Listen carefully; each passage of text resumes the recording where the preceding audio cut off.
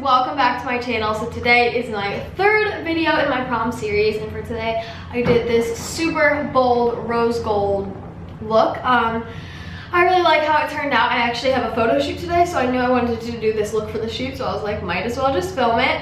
So yeah, I don't really have much to say for this intro, so I hope you guys enjoyed the video, and if you want to see how I got this look, then just keep on watching. Okay, so the first thing I did is prime my eyes with my Tarte Shape Tape Concealer as per usual, and I just blended it out with my Beauty Blender. And then I went in with my Coty Airspun powder and my e.l.f. small tapered brush, and I just set that.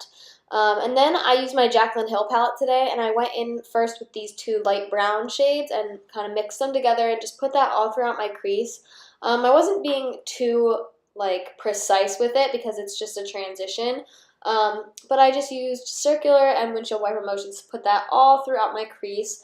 And then I went in with this more red shade, and I used a different brush, and I put that mostly in the outer V of my eye, but then I ended up actually taking it a lot more through the crease than I had originally intended, but I decided I wanted this look to be smokier than I had first planned. So I did that, and then I went back in with the first brush just to blend out the edges and make everything look a little bit softer because, as I said, I'm not being too precise with this. And then I just did the exact same thing to the other eye. I went back and forth a lot more than I showed between the red and the other blending brush, so just keep that in mind if you would recreate this look or do something similar. So then I went in with the next darkest red maroonish shade, and I used a more tapered brush, and I focused this mostly in the outer V again and then brought it up into the crease.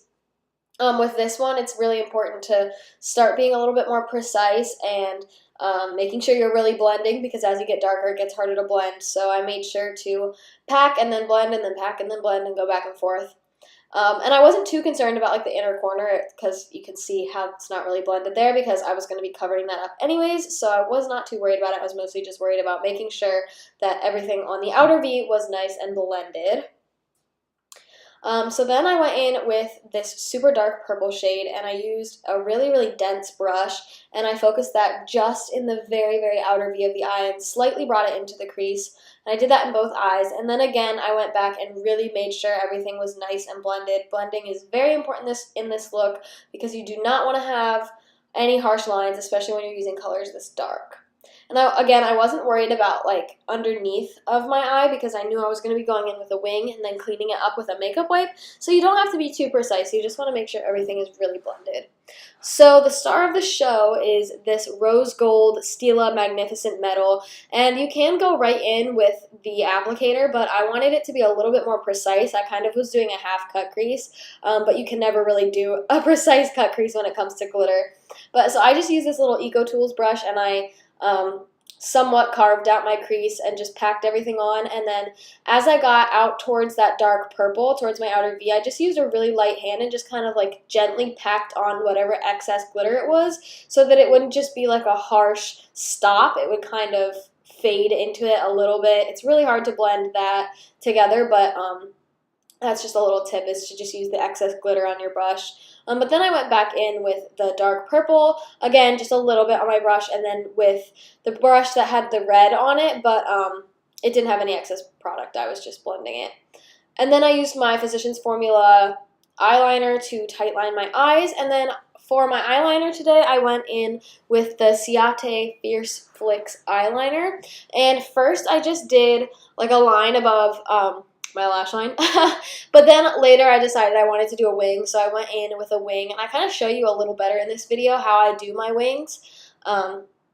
For the second eye, I was out of focus, so it doesn't really show it, but I just start with a line up, and then I bring it down to the other one, and then I just touch it up, and then I usually end up going back in and making it bigger. I like to start small and then make it bigger because my second wing always ends up being bigger than the first one. So, and then I just went in with a makeup wipe and just cleaned everything up. And again, here you can see how I kind of clean up my eyeliner because I do kind of smudge it out and then just clean it up. So for my face, I used my MAC Strobe Cream in Peach to prime today because I wanted it to be a more glowy look. So I just put that all over my face and just really massaged it in. And then for foundation, I'm using the Hourglass Vanishing Stick Foundation. And this technique might seem kind of weird to you, but as you can see, it's a very light color, and I am self-tanned. So I like going in with my light stick foundation and then going over top of it with a liquid foundation just because it gives you great coverage, but it also kind of helps even out the color. I saw Jaclyn Hill does this too, and I was like, okay, so it actually is like a legit technique. But I used my Milani 2-in-1 Conceal and Perfect, and I just went in with that on my beauty blender and just used that to blend everything out and completely cover my face. And I also brought it down my neck, but I don't think I showed that because my self-tan was a little bit uneven, as you can tell by my hands. But then I went back in with my Tarte Shape Tape and I put that in triangles under my eyes and on my forehead and on my nose, just pretty much the high points of my face. And I went back in and blended that all out with my beauty blender. I do use a very, very light shade of concealer. You do not have to use one this light, but I really like having super bright under eyes. I'm really into that trend. So if you're not into that, I would definitely just do like one shade lighter than your foundation, whereas mine is multiple shades lighter. But yeah, so I just went in and blended that all out with my beauty blender. And then after that, I wanted to bake my face, so I went in with my RCMA No Color Powder, and I just used my beauty blender, and I pressed that into my under eyes, and on all the other places I put concealer. But I didn't want to bake too long, so I pretty much just wiped it off immediately after. It's because I have really dry skin, and sometimes if I bake too long, it starts to look a little crusty, so it's all depending on your skin type for how long you bake. So I just kind of used the powder that was on my under eyes to set the rest of my face. I just kind of brushed it everywhere. And then I set my face because, like I said, I was feeling a little dry, and sometimes that just makes me feel better about it.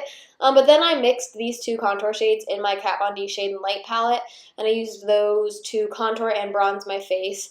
I know my contour always seems super harsh, but I don't know why. It just always looks more harsh on camera than it actually is, and I do go in with my powder brush and kind of make sure everything is blended out, but it doesn't look as harsh in person as it always does under my lights, so keep that in mind. But after I was finished with my contour, I went in with the Tarte Amazonian Clay Blush in Celebrated, and I just put a little bit of that on my cheeks. And then for highlight, I went in with Becca Opal, and I put that on the high points of my cheekbones, and I put it on the apples of my cheeks just because I really like the way that looks right now. I put some on my forehead, on my nose, my Cupid's bow, and my chin. And then off camera, I did my brows. If you want to see how I do my brows, you should check out my previous video because I do a pretty in-depth brow routine, but I just did that. And then I used my Physicians Formula again to do my waterline. Don't tug on your eyes like I did. That's not good for you. You'll get wrinkles. But then I just used a really, really dense pencil brush to smudge it out with just a little teeny tiny bit of that purple eyeshadow. And then I used my IT Cosmetics Superhero Mascara and put that on my lower lashes. And then I used Becca Opal on my inner corners just because I wanted it to be a little bit brighter. And then I set my face with my MAC Fix Plus. And for my lips, I used the ColourPop Lippy Pencil in Aquarius. And I first started out just lining my lips, but then I filled them in. And I didn't want it to be too harsh because I was doing a gloss. So after I filled it in, I just kind of like bit a napkin, and then I put on my Kathleen Lights Moonchild gloss to finish off the look. Okay guys, so that is all for this video. I really hope you enjoyed it. If you did, don't forget to give it a thumbs up and subscribe to my channel. If you have any requests for looks you want to see in this prom series, because I'm pretty much going to be doing prom looks. I'm going to have some other videos too, but it's mostly going to be prom looks pretty much until May. You know, so if you have a look that you want me to do, then just let me know. I always have my social media at the end of the video and in the down bar below. But yeah, thank you so much for watching. If you like this video, don't forget to like and subscribe, and I will see you in my next video. Bye!